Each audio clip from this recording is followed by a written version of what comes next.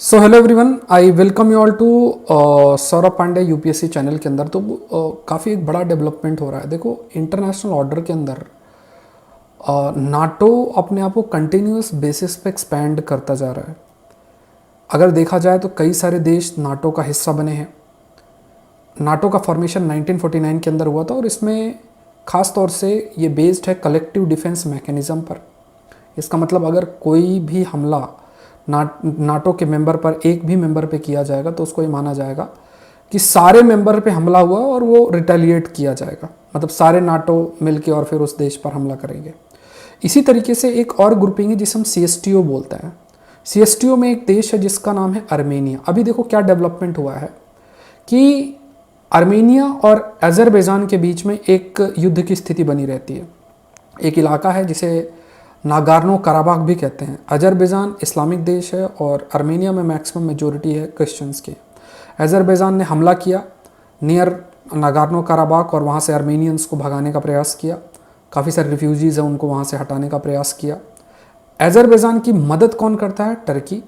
Turkey NATO का member है, ये आपको ध्यान में रखना है।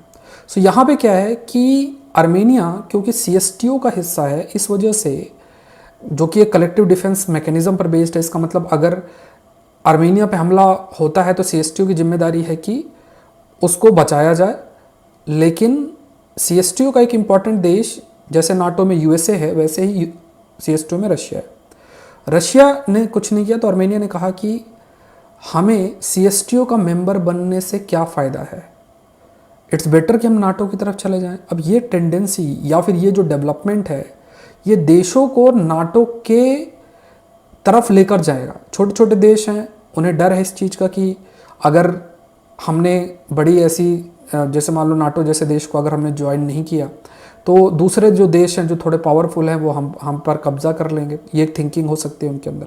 तो एक डर का माहौल बना, जैसे अर्मेनिया के मन में आया कि अजरबैजान जो कि उसने टर्की से अच्छा रिश्ता बना रखा है, इस वजह से उसने हमला किया और उस पर कोई कार्रवाई नहीं की गई। इवन रशिया के साथ द्वारा भी नहीं की गई, क्योंकि रशिया को पता है कि अभी वो यूक्रेन के युद्ध में फंसा है और अभी अगर वो अजरबैजान पे हमला करे तो पॉसिबल नहीं है। प्लस इवन अगर नॉर्मल सिचुएशन भी होगी तो उसमें भी अजरबैजान के साथ अपने रिश्ते खराब करेगा नहीं रशिया, क्योंकि अजरबैजान भी रशिया के क्लोज लोकेटेड है। अजरबैजान सीएसटीओ का भी हिस्सा रहा है, ये भी है, बट उसने बाद में विड्रॉ कर लिया है। अभी अर्मेनिया सीएसटीओ का हिस्सा है। तो जो भी डेवलपमेंट आपका हुआ है नागार्नो कराबाख के रीजन के अंदर, उसकी वजह से अर्मेनिया का मानना है कि उसका जो ट्रस्ट है वो रिड्यूस हो रहा है। उसे नहीं लगता है कि वो सीएसटीओ का हिस्सा रहे और ऐसी टेंडेंसी कहीं ना कहीं नाटो के रेलिवेंस को इंक्रीज कर देगी।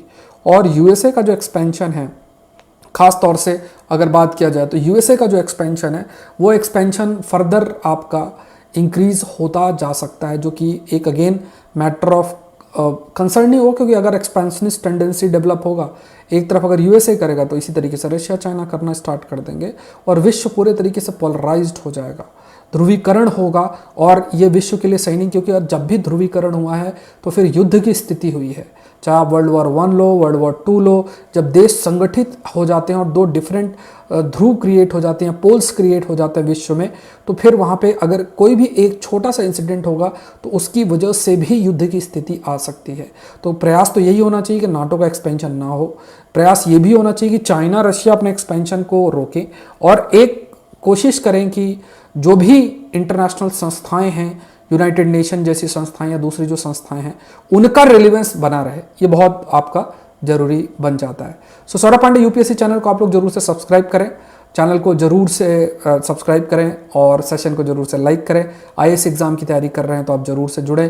Saurabh Pandey UPSC app download करें, काफ़ी सारे कोर्सेज वहाँ चल रहे हैं। सेकेंड ARC का कोर्स भी जल्द आने वाला। Thank you everyone, thank you.